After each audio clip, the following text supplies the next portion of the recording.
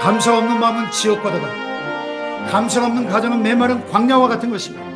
아무리 지식과 명예와 권력과 부를 많이 쌓아놓았다고 해도 감사가 없다면 진정 풍요로운 삶을 누릴 수 없는 것입니다. 감사는 행복의 원료요, 풍요로운 삶의 재료요, 인생을 성공으로 이끌어가는 에너지인 것입니다. 아멘. 11월은 감사의 계절입니다. 출애굽 이후에 하나님께서 이스라엘 백성들에게 명하신 3대 절기가 있었죠. 첫 번째는 유월절, 두 번째는 맥추절, 세 번째는 수장절입니다.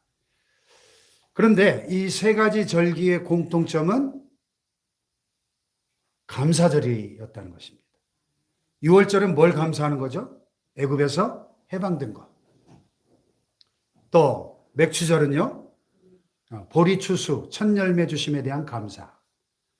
또 초막절 혹은 수장절은 1년의 농사를 다 마치고 수확한 그 곡물을 창고에 저장한 다음에 지키는 추수에 대한 감사의 절기. 오늘날 추수감사절의 원형이죠. 왜 하나님은 1년에 3번씩이나 감사절을 지키게 하셨을까요? 그것은 그만큼 우리 인간은 감사를 너무 쉽게 잊어버리는 존재이기 때문에 그렇습니다. 감사를 기억하게 하시기 위한 장치가 이 절기인 것이죠. 오늘 우리의 큰 문제는 감사를 너무 쉽게 잊어버린다는 데 있습니다. 빙점이라는 소설로 유명해진 일본의 미우라 아야코라는 여류 소설가가 있는데 크리스천입니다. 이분이 수필집에서 이런 얘기를 해요. 은혜에 익숙한 것은 무서운 것이다. 그래서 미우라 아야코는 이렇게 기도합니다. 하나님, 제가 은혜에 익숙해지지 않도록 저를 인도해 주세요. 무슨 얘기일까요? 이 미우라 아야코는 죽을 병에 걸렸었는데 하나님께서 고쳐주셨습니다. 그 병에 걸렸을 때 한 청년을 만나서 전도를 받았는데 그 청년이 얼마나 고마운지 그 청년과 결혼까지 하게 됐습니다. 자기같이 병든 여자와 결혼해준 그 청년이 너무너무 고마웠어요. 이리 봐도 고맙고 저리 봐도 고맙고 너무 감사하고 눈물이 나고 자기 남편만 생각하면 이루 말로 다 할 수 없이 고마웠다는 거예요. 근데 몇 년 같이 살다 보니까 별로 고맙지가 않은 겁니다. 뭐 그저 그렇고 그냥 당연하게 여기게 되고 남편에게 신경질도 내고 화도 내고 미워하기도 하고 그러다 어느 날 그런 자신의 모습을 발견하면서 회개하면서 한 말이에요. 하나님, 내가 은혜에 익숙해지지 않게 도와주세요. 한번 따라해 볼까요? 하나님, 은혜에 익숙해지지 않게 해주세요. 우리도 그렇잖아요. 하나님의 구원의 은혜, 나 같은 죄인 살리신 주 은혜에 놀라와. 찬송은 잘 부르는데 그 구원의 은혜를 생각할 때마다 감격스럽고 진짜 놀라워야 되는데 근데 이게 습관이 돼버리니까 너무 익숙해지니까 당연히 여깁니다. 그러니 감사가 실종되어 버립니다. 은혜에 너무 익숙해진 거죠. 그래서 찬송을 불러도 마음에 기쁨이 없고 기도를 해도 감격이 없고 뭔가 좀 짜릿한 것을 바라지만 그런 것도 없고 그러니 불평불만할 수밖에 없습니다. 신앙생활이 시큰둥해집니다. 체크방 들고 교회는 왔다리 갔다리 하지만 그저 그렇습니다. 은혜에 익숙해져 버린 겁니다. 은혜에. 요한계시록 2장에 보면 소아시아 7교회에 보내신 예수님의 편지 가운데 첫 번째로 등장하는 에베소 교회가 나오는데 여러분 에베소 교회를 향한 주님의 메시지의 핵심이 뭐죠? 처음 사랑을 버렸다. 내가 내 행위와 수고와 내 인내를 알고 또 악한 자들을 용납하지 아니한 것과 자칭 사도라 하되 아닌 자들을 시험하여 그의 거짓된 것을 내가 드러낸 것과 또 내가 참고 내 이름을 위하여 견디고 게으르지 아니한 것을 아노라. 그러나 너를 책망할 것이 있나니 너의 처음 사랑을 버렸느니라. 그러므로 어디서 떨어진 것을 생각하고 회개하여 처음 행위를 가지라 그랬습니다. 아멘. 심각한 말씀이죠. 너의 처음 사랑을 버렸느니라. 그러므로 어디서 떨어진 것을 생각하고 회개하여 처음 행위를 가지라. 이 추상 같은 주님의 음성이 들리는 듯 하지 않습니까? 그래서 우리는 날마다 초심으로 돌아가야 될 줄로 믿습니다. 아멘. 이 예배도 타성에 젖으면 감격과 열정을 상실해버리는 것입니다. 은혜에 너무 익숙해져서 그런 것이죠. 감사를 잃어버리니까 가족에게 불평하고 자녀들에게도 불평하고 교회 와서도 불평하고 목사님에 대해서 불평하고 늘 불평하는 삶을 살아갈 수밖에 없는 것이죠. 당연히 여기는 것, 습관에 빠지는 것, 타성에 젖어드는 것, 신앙의 위기라고 하는 것을 알아야 합니다. 매너리즘에 빠지고 타성에 젖는 거 큰 문제입니다. 그래서 우리가 소중한 것을 소중하게 여기는 마음이 사라질 때 이때가 문제인 거예요. 인터넷에 보니까 남편을 팝니다. 이런 광고가 있더라고요. 이게 무슨 소리야? 보니까 자, 우리 찔리는 분들이 좀 있으실 거예요. 1996년 3월 세화 예식장에서 구입하였고 구청의 정품 등록은 이미 마쳤습니다. 당신이 신기해서 많이 사용했지만 그 이후로는 처바가 되었기 때문에 사용 횟수는 얼마 안 됩니다. 네. 품질 상태는 구입 당시 A급인 줄 착각하고 구입했습니다. 외관은 아직 쓸만합니다. 마음이 바다 같은 줄 알았는데 잔소리가 심해 사용 시 만족감은 떨어집니다.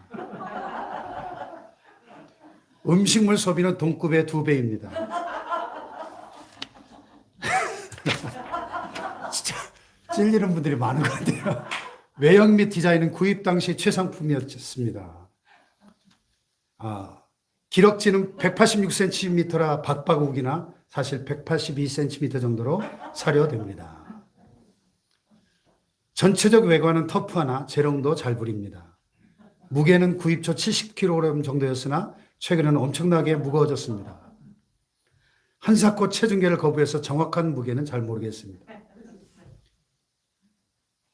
아끼던 물건인데 유지비도 많이 들고 성격 장애가 와서 급하게 매매합니다.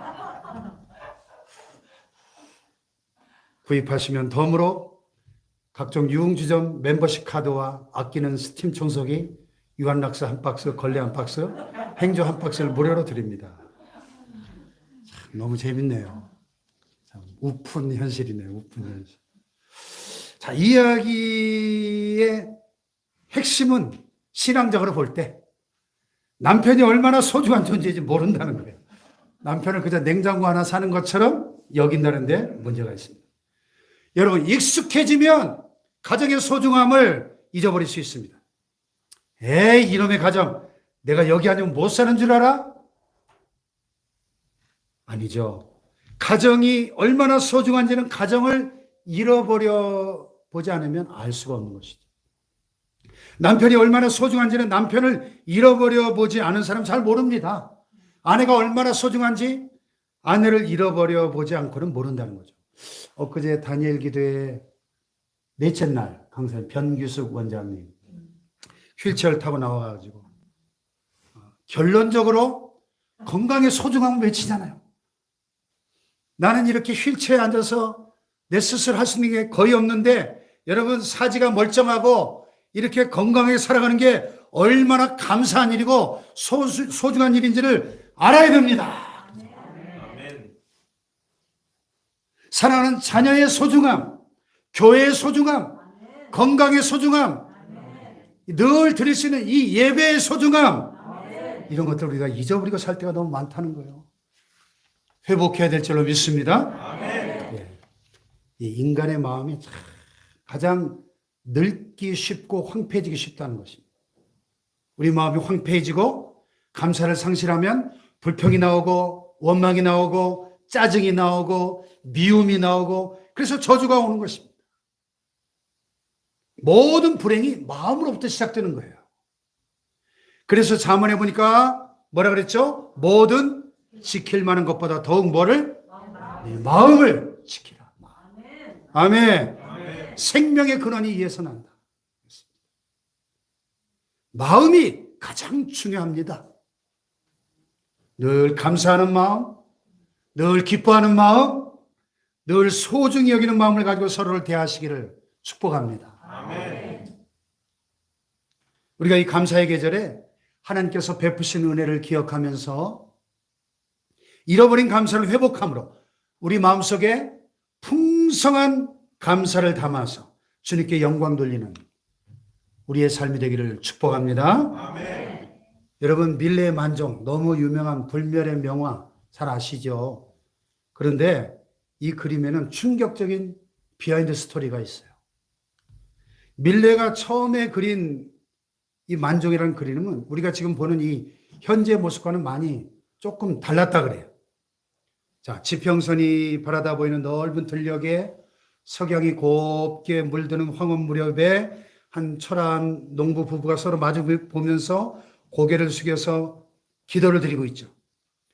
그런데 밀레가 원래 처음에 그린 그림에는 이 피곤한 부부의 발끝에 바구니가 아니라 조그만 아기의 관이 가로놓여 있었답니다.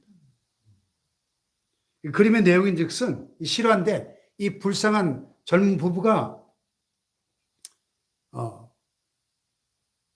그의 겨울에 먹을 게 없어가지고 이 아기가 굶어 죽은 거예요.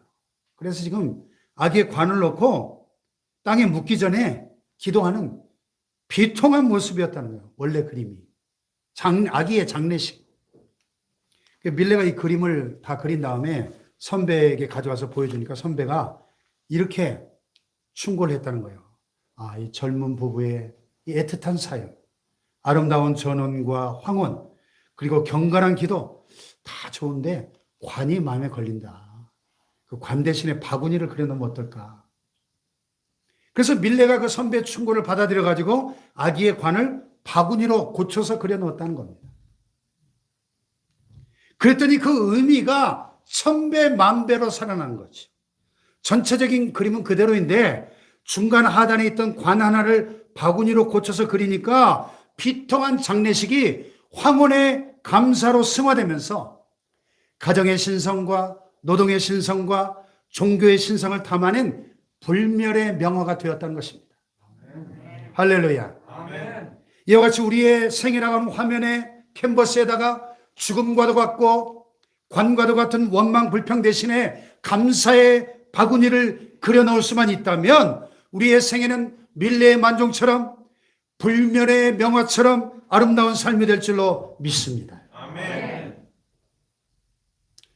그럼에도 불구하고 실제 감사하며 사는 사람이 그렇게 많지 않은 것 같습니다. 이런 통계가 있어요. 사람이 70평생을 산다고 할 때 그 짧지 않은 시간을 무엇을 하며 보내는가 하는 통계인데 70년 중에 사람들은 텔레비전을 보는데 7년을 보낸다고 합니다. 그리고 잠자는 데 무려 23년을 보낸다고 합니다. TV 보고 잠자는 데만 벌써 30년을 써버렸습니다. 일하는 데 26년, 먹는 데 6년. 근심 걱정. 먹는 데가 빠졌네요. 근심 걱정 7년.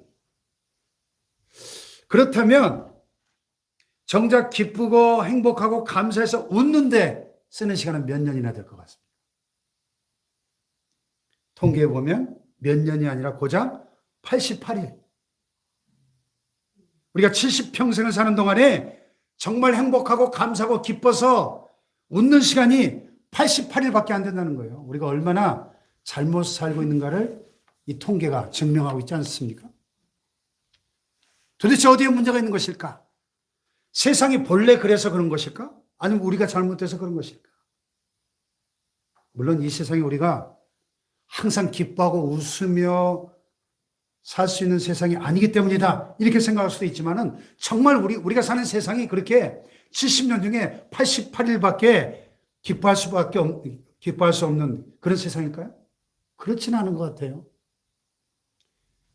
그렇다면 분명 우리의 문제인데, 그럼 우리가 본래 기뻐하고 감사할 줄 모르는 인간들이기 때문에 그런가?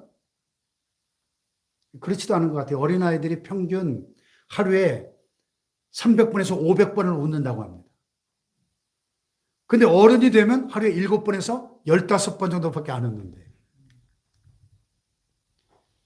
올해도 우리가 추수감사주의를 맞이하면서 우리 모두 잃어버린 감사를 회복하고 항상 기뻐하고 감사하며 살아가기를 원하는 마음으로 감사, 어떻게 해야 될까? 이런 제목으로 오늘 본문을 중심으로 함께 은혜를 나누기 원합니다. 할렐루야. 아멘. 자, 우선 누가 감사해야 될까? 감사는 누가 해야 될까요? 예?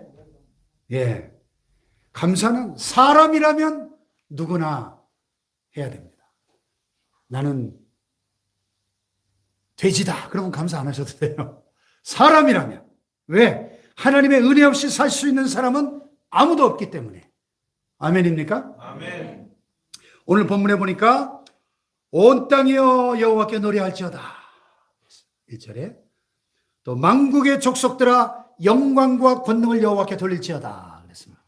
아멘. 아멘. 온 땅, 만국의 족속들, 이 속에 우리 모두가 다 들어가죠? 하나님께서 창조하신 모든 만물, 땅 위의 모든 족속들은 마땅히 하나님께 감사를 드려야 한다는 것입니다. 아멘. 아멘. 우리가 이 지상에서 생명을 유지하며 살아가기에 필수적인 햇빛과 공기와 바람, 물, 여러분 돈 주고 사십니까? 다 거저 선물로 날마다 받고 있습니다. 이것을 신앙에서 일반은총이라고 그래요. 일반은총. 모든 인생들은 누구나 할 것 없이 하나님의 일반은총 속에서 살고 있기 때문에 마땅히 감사해야 될 줄로 믿습니다. 아멘. 아멘. 아멘. 근데 우리 현실 어때요? 모든 사람들이 하나님께 감사하며 살던가요? 그렇지 않죠.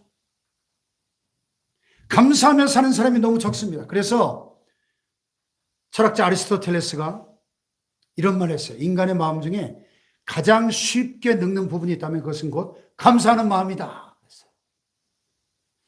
감사하는 마음은 너무 쉽게 늙어버려서 감사 불감증이 걸리기가 쉽다는 것입니다.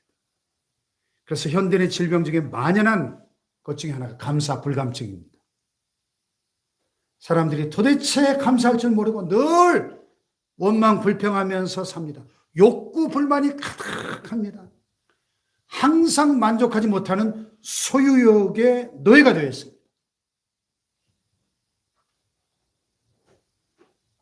50년 전 대한민국 GNP가 1인당 300불인가 그래요.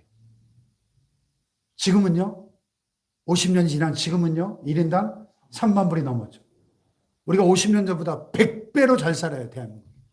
그럼 100배로 감사하며 살아야 될 거 아니에요? 근데 50년 전보다 더 감사하며 사는 사회가 되었나요? 대한민국이? 그래서 초대교회 교부였던 크리소스톰이 사람에게 근본적인 죄가 하나 있는데 그것은 바로 감사하지 않는 죄다. 감사하지 않는 죄. 독일의 문호 괴테는 이 세상에서 가장 쓸모없는 인간은 감사할 줄 모르는 인간이다. 그랬습니다. 영국 격언에 보니까 지옥이란 감사할 줄 모르는 사람들이 가득 찬 곳이고 천국이란 감사할 줄 아는 사람들로 가득 찬 곳이다. 그랬습니다. 아멘. 아멘. 그러므로 우리 그리스도인은 의도적으로라도 억지로라도 감사하는 마음을 간직하기 위해서 노력해야 될 줄 믿습니다. 아멘. 체스터튼이라고 하는 20세기 가장 영향력 있는 영국 작가 중에 하나인데요. 이분이 이런 말을 했더라고요. 나의 주된 인생관은 모든 것을 감사함으로 받고 당연한 것으로 여기지 않도록 연습하는 것이다. 아멘. 아멘. 같이 한번 읽어볼까요? 시작. 나의 주된 인생 모든 것을 감사함으로 받고 당연한 것으로 여기지 않도록 연습하는 것이다. 아멘. 자, 유대인의 지혜서인 탈무드에 보면 이런 말이 있어요. 이 세상에서 제일 지혜로운 사람은 누구인가? 어떤 경우에 처해도 배움의 자세를 갖는 사람입니다. 이 세상에서 제일 강한 사람은 누구인가? 자신과의 싸움에서 이기는 사람이다. 이 세상에서 제일 행복한 사람은 누구인가? 지금 이 모습 이대로를 감사하며 사는 사람이다. 아멘. 다시 말해서 행복은 감사와 정비례한다. 그런 말이죠. 그래서 아리스토텔레스가 또 이런 말을 했더라고요. 행복은 감사하는 사람의 것이다. 인도의 시성 타고르는 감사의 분량이 곧 행복의 분량이다. 감사한 그만큼 그 사람 행복한 사람이 될 수 있다는 것입니다. 아멘. 비렐름 웰러는 가장 행복한 사람은 가장 많이 소유한 사람이 아니라 가장 많이 감사하는 사람이다 그랬습니다. 아멘. 행복은 소유의 정비례하는 것이 아니라 감사의 정비례한다는 것입니다. 믿습니까? 감사 없는 마음은 지옥과도 같고 감사가 없는 가정은 메마른 광야와 같은 것입니다. 아무리 지식과 명예와 권력과 부를 많이 쌓아놓았다고 해도 감사가 없다면 진정 풍요로운 삶을 누릴 수 없는 것입니다. 감사는 행복의 원료요, 풍요로운 삶의 재료요, 인생을 성공으로 이끌어가는 에너지인 것입니다. 아멘. 일본 기업 내셔널의 창업자 마스시타 고노스케, 현 파나소닉의 창업주인데요. 자수성가한 사업가로 잘 알려져 있고 경영의 신으로 불리는 분인데요. 이분이 어린 시절에 집안이 몰락하면서 초등학교 4학년을 중퇴하고 자전거포 점원으로 일하면서 사회생활을 시작했습니다. 온몸으로 이 살벌한 세상을 배워가면서 570개의 기업과 13만 명의 종업원을 거느린 대기업의 총수 자리까지 오르게 되었습니다. 그가 자신의 성공 비결을 묻는 사람들에게 세 가지를 말했대요. 세 가지. 이분의 성공 비결이 무엇이었을까요? 첫째, 가난. 둘째, 허약한 몸. 셋째, 못 배운 것. 네.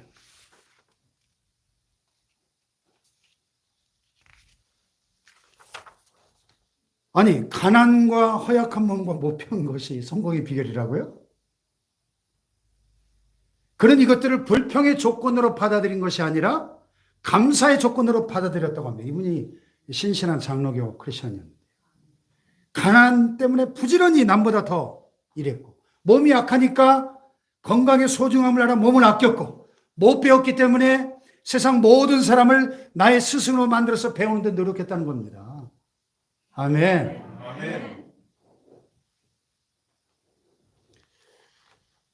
MJ 라이언이라는 분이 감사라는 책에서요, 인생을 변화시키는 감사의 힘에 대해서 이렇게 말했어요. 들어보세요. 감사하면 기쁨이 넘치고, 감사하면 언제나 생기가 있고, 아멘.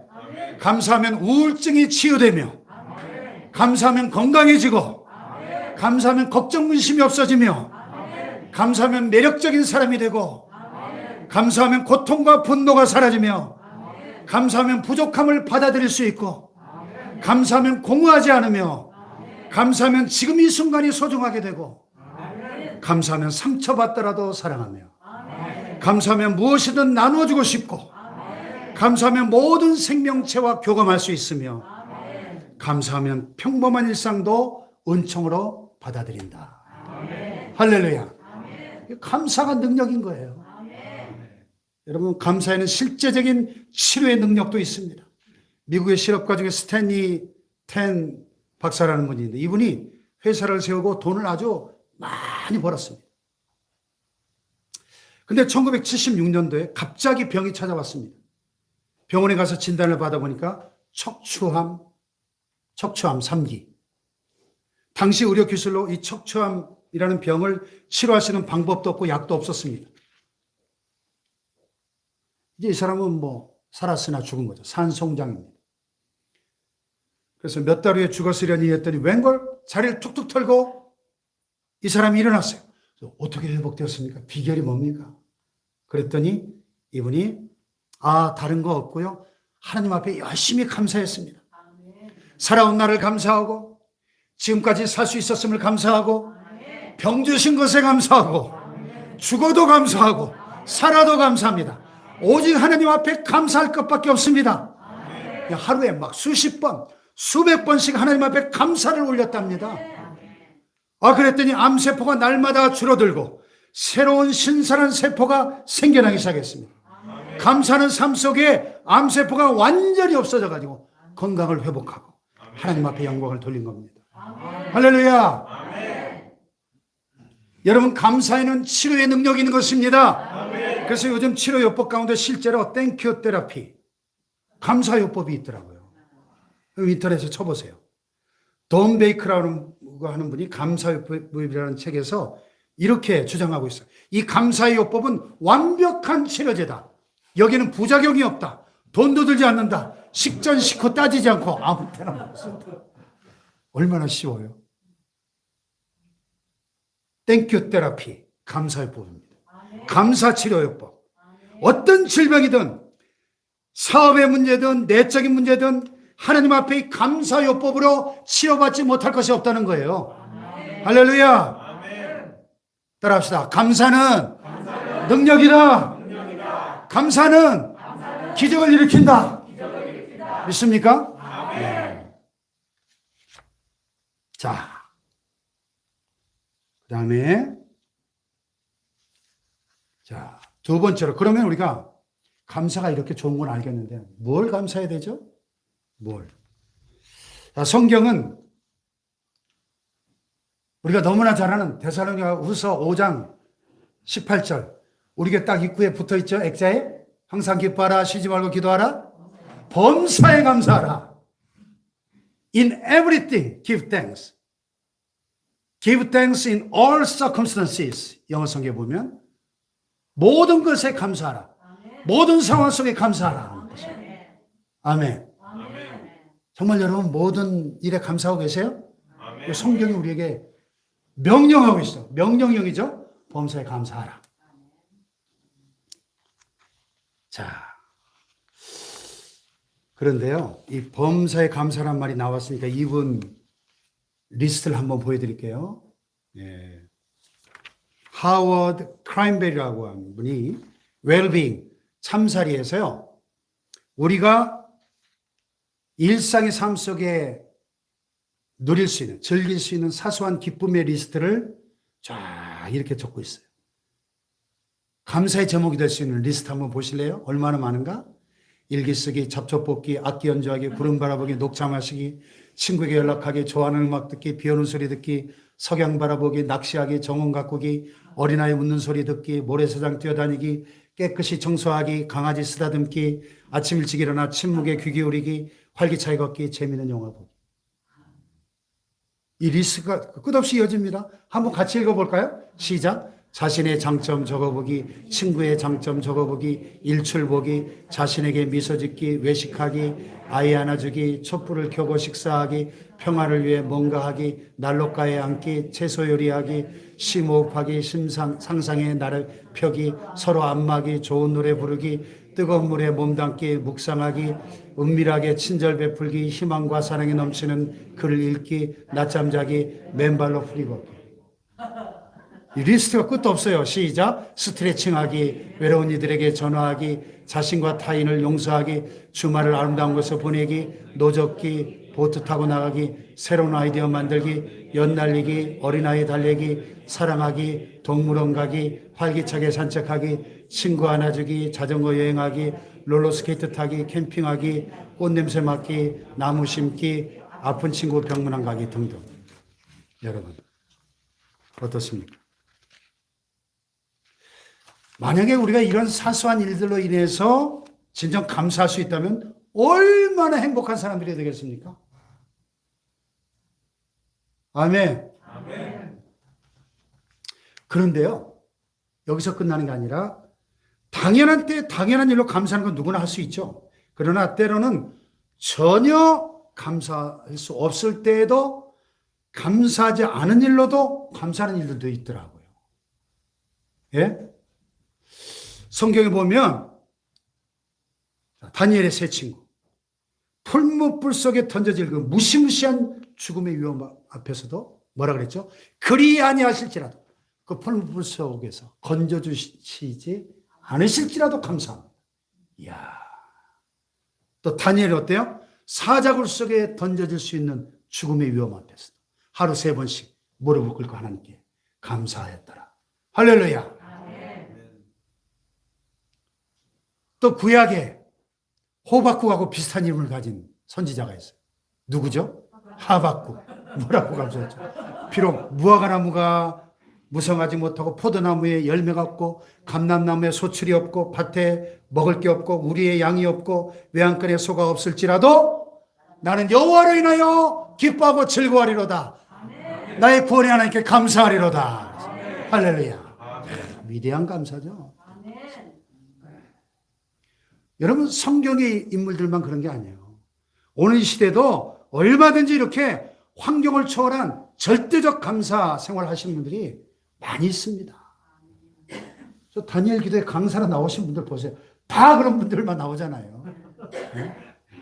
야, 저는 그 둘째 날 김성재 선교사님 필리핀 그 악마의 섬, 마약과 폭력과 살인과 성폭행이 난무하는 그 지옥과 같은 그곳에 들어가가지고 그 어린아이들과 함께 야, 먹을 게 없어가지고 맨밥에 고추장을 2년 동안 비벼서 먹으면서도 그 악마의 섬을 천국의 섬으로 변화시키는 저런 분들이 있잖아요.